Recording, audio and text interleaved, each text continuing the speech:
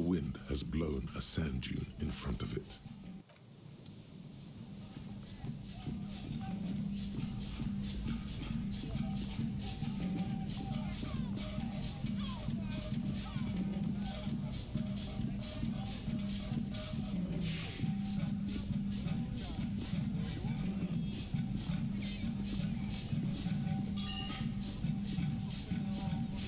Just dead and dying locusts.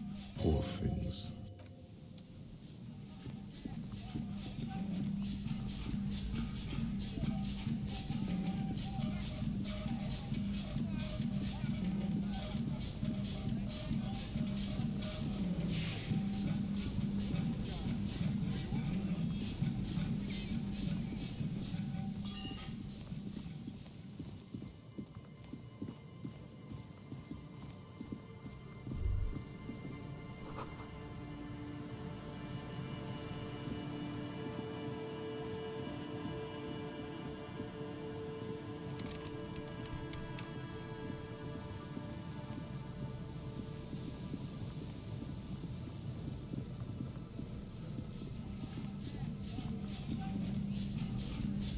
There's some tear, an empty cigarette package.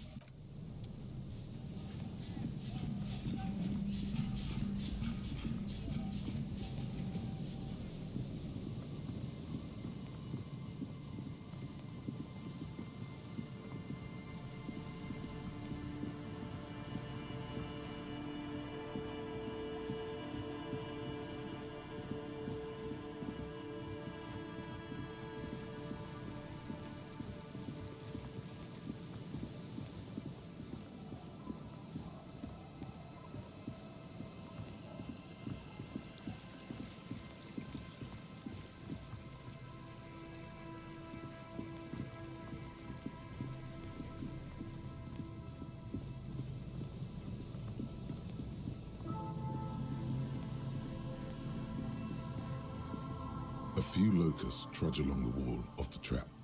The rest are piled in a heap in the corner, dead. No phasmid anywhere. Poor things.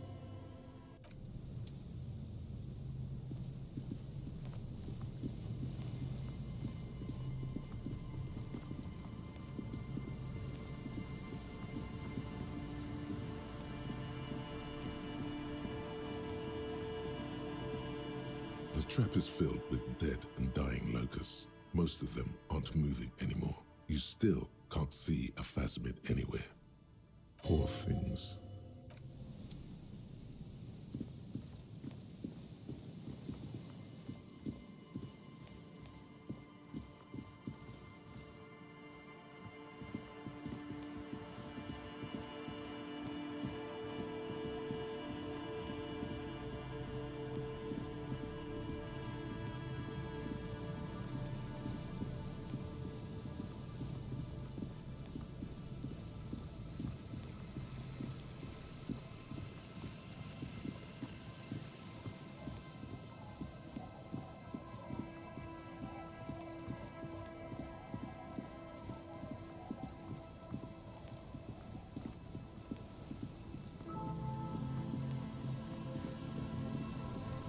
Aye, the sea's gonna calm down soon, I can feel it. The wind is...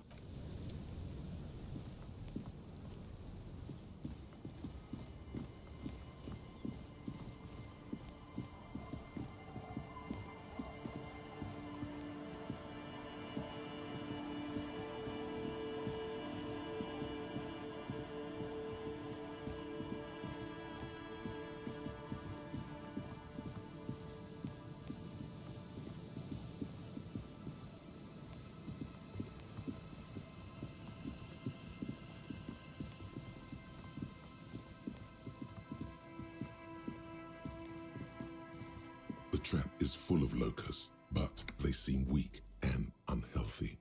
A few lie on their backs with their legs twitching. Still no phasmid. Poor things.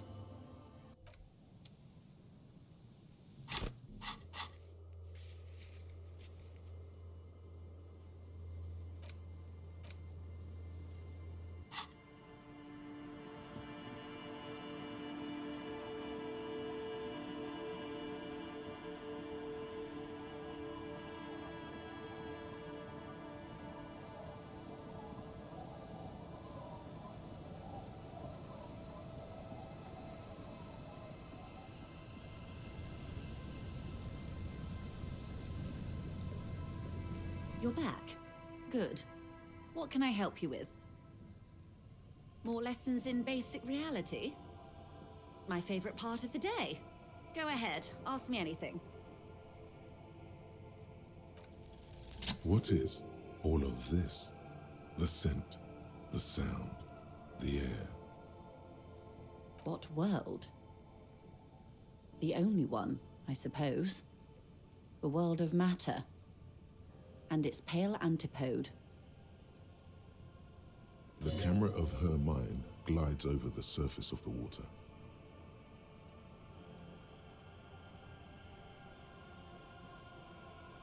Great bodies of water, forest-covered surfaces, clusters of light where the cities lie.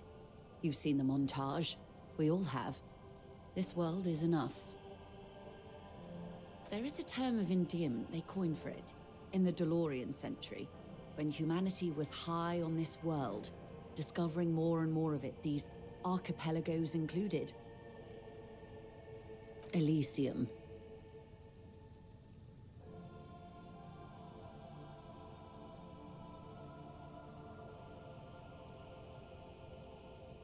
There are those who would call it hell. A term of hatred that originates, like many such things, with the Mesk petro-fascists. Oh, you want a picture of the world? There is no complete set yet, dear. They're having some trouble reaching orbit. Great things are difficult to achieve. For now, we're viewing the world from the inside, sideways. We used to think it was a sphere, but that is beginning to look less and less likely by the day.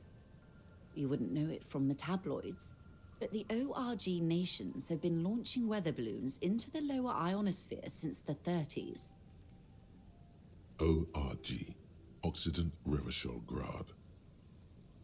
There's a steadily increasing trickle of images. Between the big three scientific contributors, they're piecing together a dark grey corona.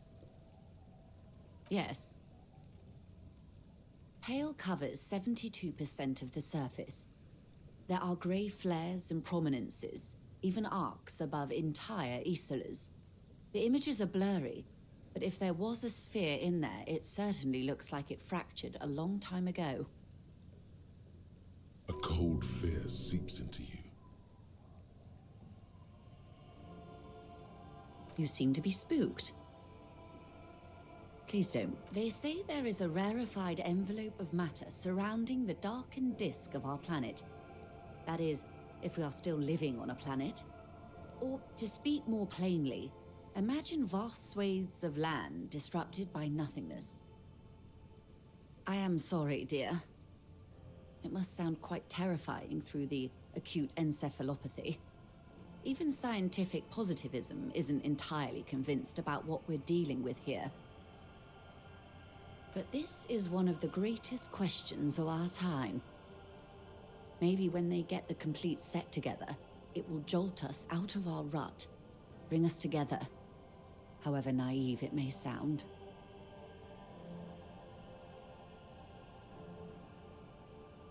You have misimagined it. I don't have the power to convey to you the effect and geometry of the images that depict our world from below low orbit. It's like the crowning of the world. It's insane. Very disco. You'd love it.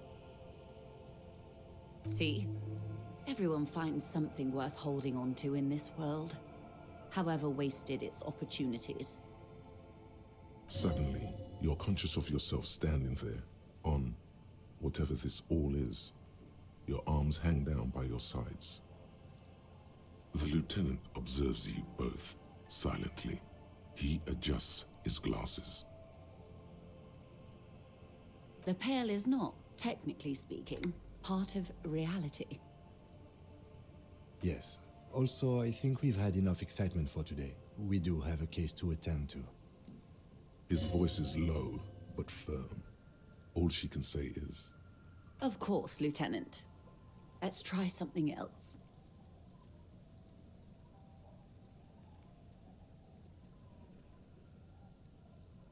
Ma'am, remember you are dealing with a very sensitive and impressionable police officer who is still recovering from a recent medical episode. The lieutenant's right. Let's change topics. What do you want to know? Anything.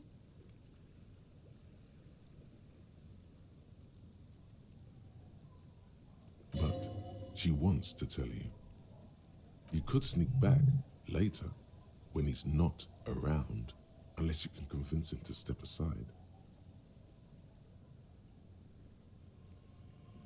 These are unimportant times, Detective. You and I were born after the dust had settled. 1,000th of a second too late.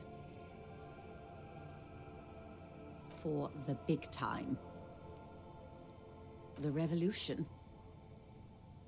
It's quite easy. Every 100 years or so, our species gets together to decide what's next, who gets shot in the head, and who gets the mineral rights. It's a real kerfuffle. Those would be the communists. Generally speaking, 40 million people got shot in the head during the World Revolution. But the communists, they all... She's not gloating. It's a relieved celebration. Oh, and the anarchists too. They shot them well. So well, one forgets they even existed. She likes the totality of it.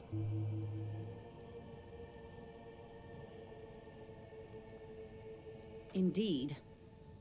They piled them in mass graves in Ozon. And, well, that's the last anyone heard of those people. Did they ever? Before they got shot themselves, they shot 2 million people. Yeah, it was a kerfuffle, all right. Yes. The Insulindian deluge, they call it.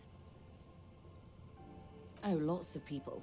Even the king got shot in the head, or thrown beneath a horse, or drowned. Accounts differ. It was unceremonious. Just as well, he wasn't actually the king. Just the king's nephew. The real king abdicated and lived out a long and productive life as a venture capitalist in Grad.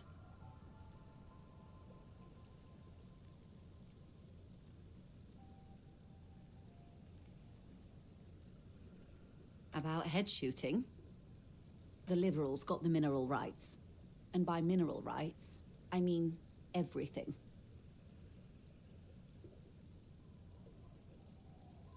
Liberals are usually middle-class people, Detective, or the remaining gentry, the beneficiaries of the pre-revolutionary arrangement.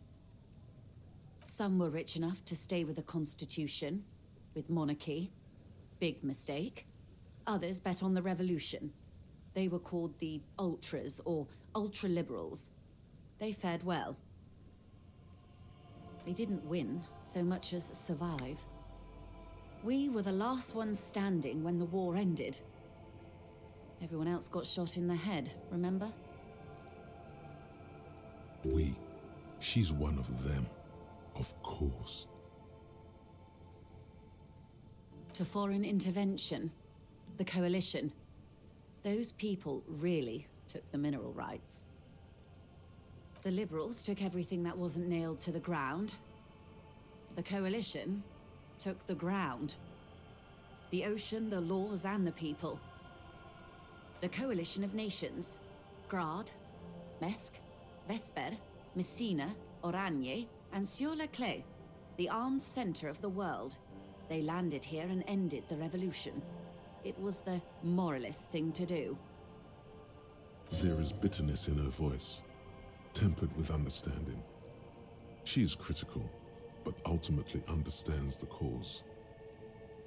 The moralists believe in keeping everything exactly the way it is. They believe in mineral rights, and not shooting people in the head. At least not in the same manner and volume as the others do. They are the long-standing provisional rulers of Revachol now, the coalition government. This is their zone of control. They embolden the RCM with crumbs of the same law they took. Technically speaking, you are a moralist.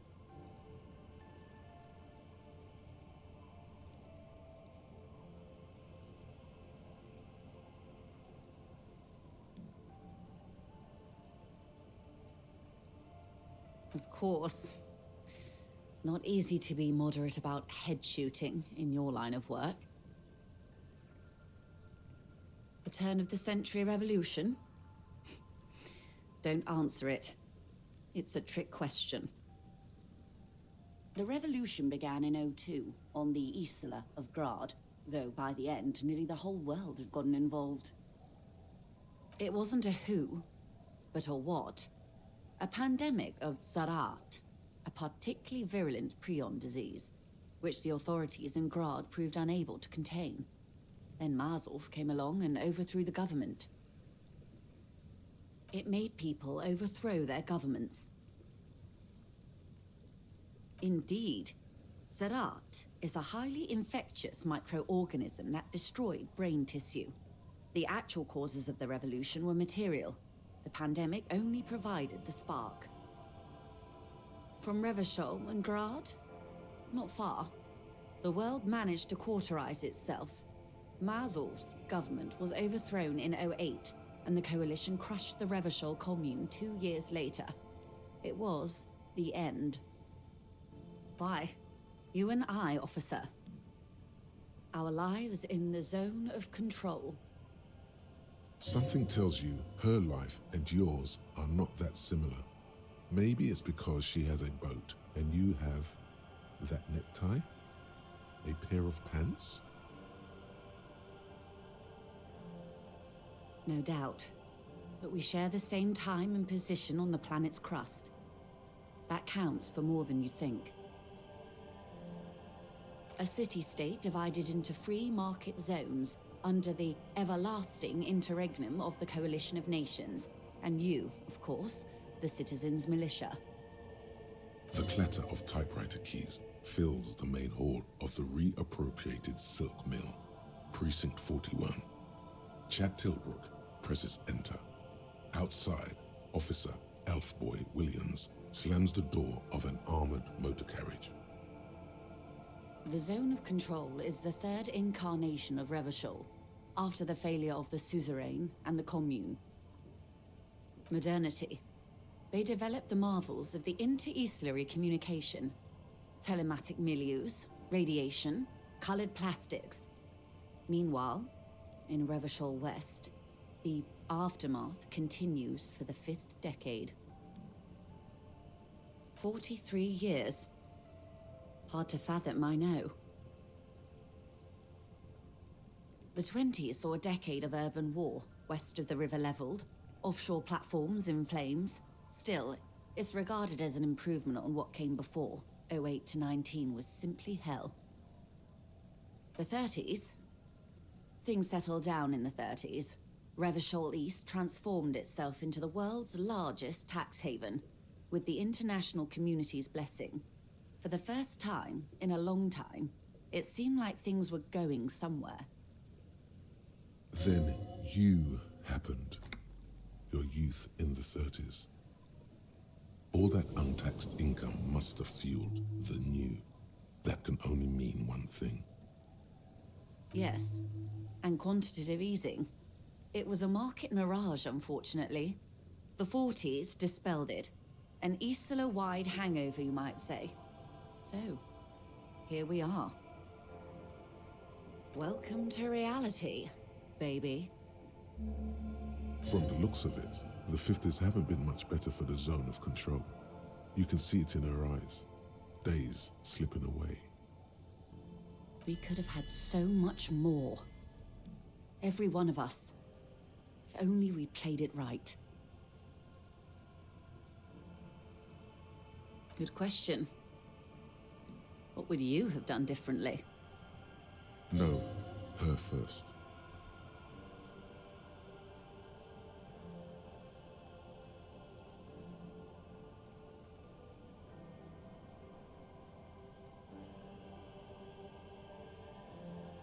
And I asked you, past-less detective of the Citizens' Militia, what insight has acute encephalopathy given to you? And you would have died, most likely. Not far from here. Maybe even right here, during the beachhead, defending the coast the day the Coalition took the city. No, almost certainly. The Commune would have forced you. Such was the fate of the undecided. They are what they are. Who knows? An afterbloom may yet come. Anyway, enough sentimentality. Is there anything else you want to know? Not so fast. Who is she in all this? Ask her who she is. She owes you an answer.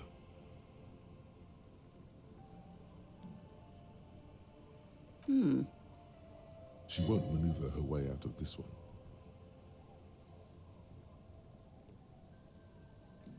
I am the vilest of the vile. A traitor, a devourer of nations and infants. I am an ultra. She raises the corner of her mouth, smirking, revealing a canine. An ultra-liberal. It's a type of liberal. From the revolution. It's, not the moderate kind. Yes. I am the nether creature of the Forbidden Swamp. I pushed the king under a shit wagon and betrayed the revolution. My kind surrendered the nation to financial colonists.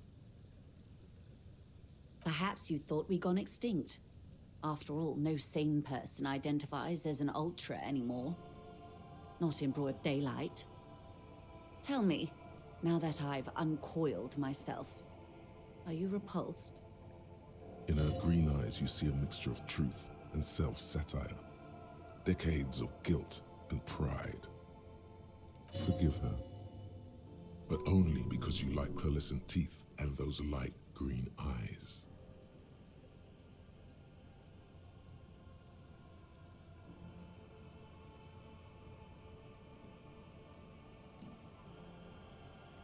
A fitting punishment, to be forgotten, if not forgiven. Save a prayer for us in our chateaus on Ozon and in Stella Maris. When the dust settled, the liberals were the only ones left to clean up the mess. By virtue of their survival, they were handed enormous power to shape the future. This was all our last generation managed. With due respect to our overlords, the eternal caretaker government that keeps Martinez a monument to the efficacy of its artillery, I would not have relinquished sovereignty to the Coalition. Not here in Martinez, and not in the Stella Maris or Delta Beachheads either. If not for my own sake. She realizes her small, cold fists are clenched. She loosens them. Then for my daughters. We had an obligation to defend our sovereignty. We should have burned the whole Isla down rather than let them have it. Dark orange flames reflect in her green eyes. An oil fire on the ocean. Yes. Whatever else I am, I'm also a mother. And a wife. Now, shall we return to reality? It's a neurological disorder caused by a lack of vitamin B in the brain. Symptoms include a retrograde amnesia. It's quite serious. You should get yourself checked out. She conveys it in short, cold bursts, trying not to invest too deeply in the condition of this doomed detective. In case he goes down later, souring the entire portfolio.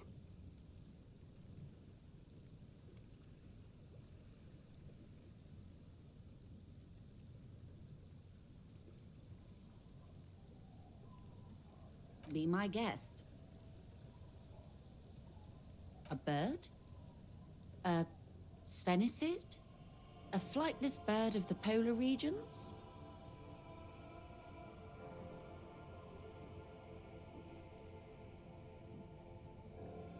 Some sort of krill hunter? No, wait. You're an ancient ruin. A symbol of hubris and decay. Half submerged in some salty sea. Of course you're not, my dear. I'm just terrible at guessing games.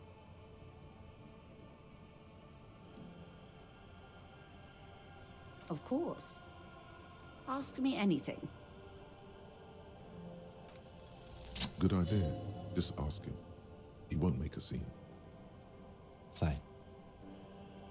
See? What can he do? You're a grown man. Are you sure you're sure? Your colleague seemed adamant. Okay. The Pale is the most dominant geological feature of the world, Detective. The separative tissue between the islas. It is the inter-islary mass. Isla is a Messinian word for a continent of matter, enveloped on all sides by the Pale. Also, isolation, or landmass. We used to believe there was only one. In the last 4 centuries, we have discovered 7. Windy, Seol, Samara, Ilmara, Grad, Katla, and this, Insulinde. An oceanic isla. It comprises mostly of water. Muindi is the largest, Katla the coldest, Insulinde the bluest. What can I say? Each is perishing and dear. Achromatic, odorless, featureless. The Pale is the enemy of matter and life. It is not like any other, or anything in the world. It is the transition state of being into nothingness. No, Detective. We're safe. It begins there, 6,000 kilometers to the north, and even more to the south, east, and west. You are in the middle of the Isla. As your gaze instinctively turns north, a small black pit opens up in your stomach. Yes. That is enough. Many cities are built much closer. An uproar of matter, darling. Rising into the Pale. Rolling. Evaporating even. A great vision. The area of transition between the world and the Pale is called Porch Collapse. Imagine a grey coronal mist, cold vapor marked by spores of an opportunistic microorganism, a mold that's adapted to grow at the edge of the unrest. It's the most disco thing you will ever see. It's difficult to describe, or even measure. Something whose fundamental property is the suspension of properties. Physical, epistemological, linguistic. The further into Pale you travel, the steeper the degree of suspension, right down to the mathematical. Numbers stop working. No one has yet passed the number barrier. It may be impossible. Oh, it is so difficult for us. A squall of birds, hardware operating in the harbor. Firm, self-evident. It is possible to force dimensions on the Pale. In modern times, we can even compress its latitude, bouncing radio waves from one end to the other, shortening the path. But it is still hard for humans to navigate the Pale without getting lost, or having our minds damaged. Extensively. Some say the damage stems from extreme sensory deprivation. Others argue that Pale somehow consists of past information that's degrading, that it's rarefied past, not rarefied matter. They call it the blend over of the self. The Pale does not only suspend the laws of physics, but also the laws of psychology, maybe history even. The human mind becomes over-radiated by past. Who says and who argues? The logical positivists say, the dialectical materialists argue. It feels terrible. Absolutely terrible. International standards strictly limit civilian travelers to 6 days of Pale exposure per year. It's more for her. Way more. No, Lieutenant Dubois. I'm entrepreneuric business class. I'm cleared and trained for 22 days of Pale transit annually. Perhaps that explains her strange pining after the revolution. Some degraded early memories. Someone else you've met may have been exposed as well. The strange grey-haired woman in her lorry. Yes, carried in the hulls of airships. It's a horrific job. Automation will abolish it soon. You should ask the Pale driver about this. See what she says. That poor woman must have stories to tell, like you wouldn't imagine. Up to my gills, officer.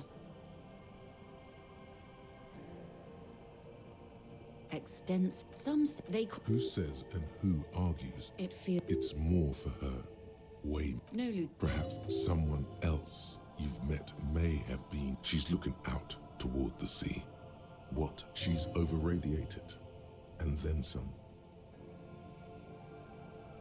Entreponetics is the scientific study of the Pale, or a recent iteration of it by way of Grad. The study of the Pale reaches back 6,000 years. The Pericarnassians called it the Western Plain. They had not traveled the entire circumference of the Pericarnassian Super E-Solar. It was not merely in the west, it was everywhere, even then, surrounding them. There are signs of pre-modern crossings. Successful navigation of the Pale relies not just on technical know-how, but intensive psychological preparation. Some of these tactics have been known for thousands of years. Nothing. We remain powerless before the Pale. The only real advance in Pale transit is the speed with which an aerostatic craft can pierce it. Less exposure leads to less effects later. Hybrid airships, Detective. Conventional rotors or jet engines no longer add velocity after the point of reference for motion is suspended, once you've crossed from near Pale to far Pale. In essence, we throw them in and they come out the other end, if we throw them precisely. Then they don't. Gone, like a skipping stone beneath the surface. The Pale outweighs reality 2 to 1. There is more Pale than there is matter, and the ratio is slipping. What do you think, Detective?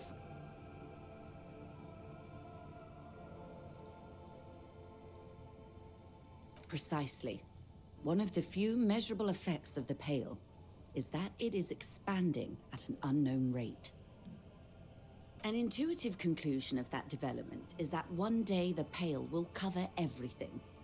But this sort of talk is mostly left to extremists.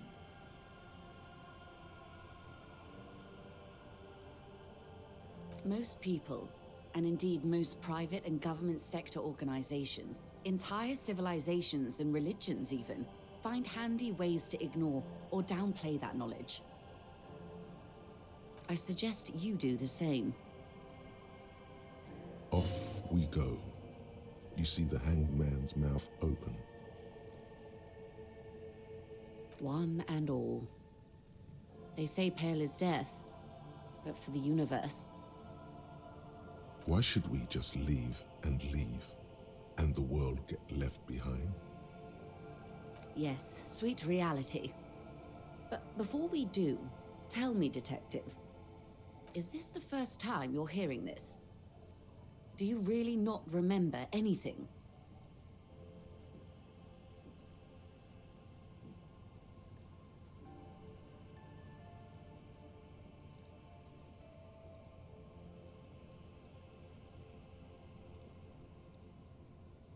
Then tell me, what do you think of the Pale?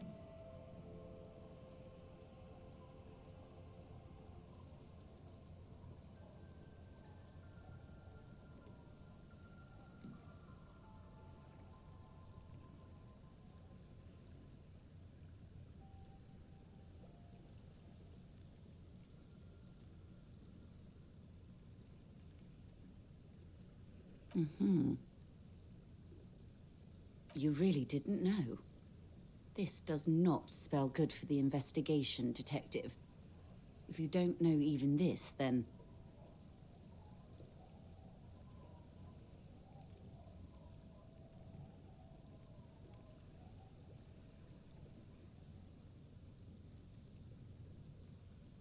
Steel yourself, officer. Your colleague, Lieutenant Kitsuragi, he is competent. I checked up on him. And you also have me. I will try to assist you in any way I can. Some of that assurance is meant for herself, as much as it's meant for you. She must have a lot on the line here. Even if we have to do it one basic term at a time. Good. You have not passed out from it. Perhaps I worried for nothing.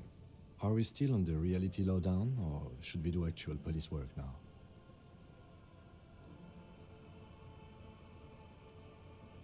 But I did.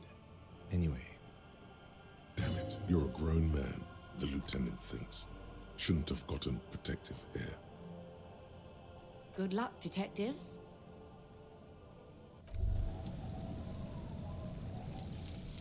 Advanced race theory. Everything is calm in the eye of the race storm. Your mind is lucid and bright. The mind-bending phylogenetics appear more distant and, to be fair, a little ridiculous. The great race mystery has cleared up. All that's left to do is verbalize your thoughts. Go and talk to Measurehead about your newly found insights.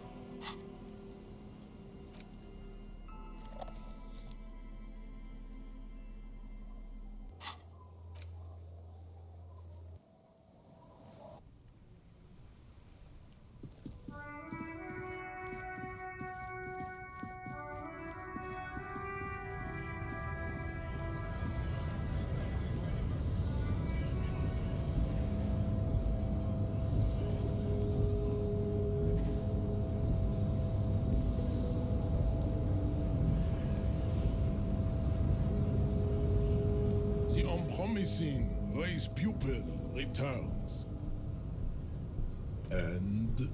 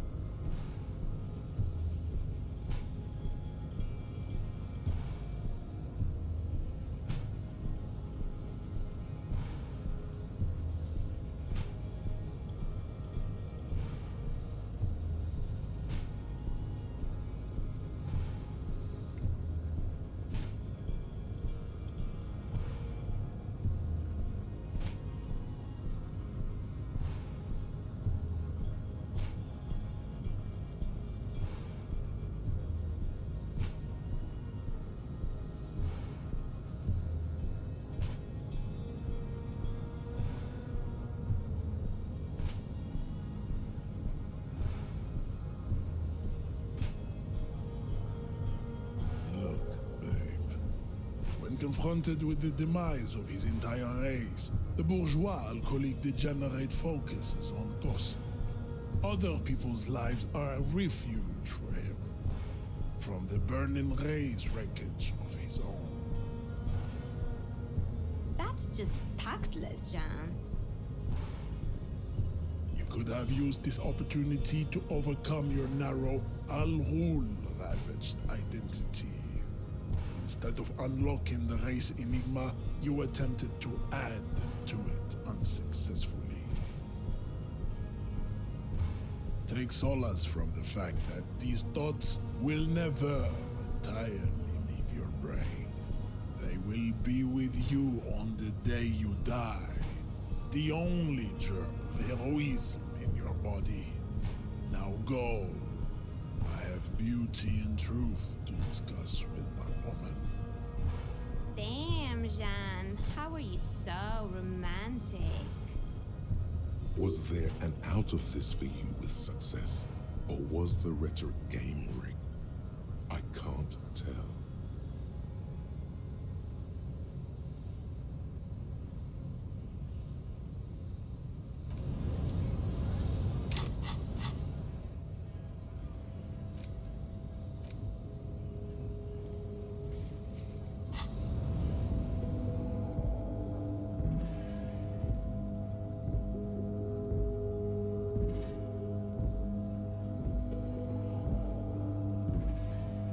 Hola, Wandering Man. How can I help you?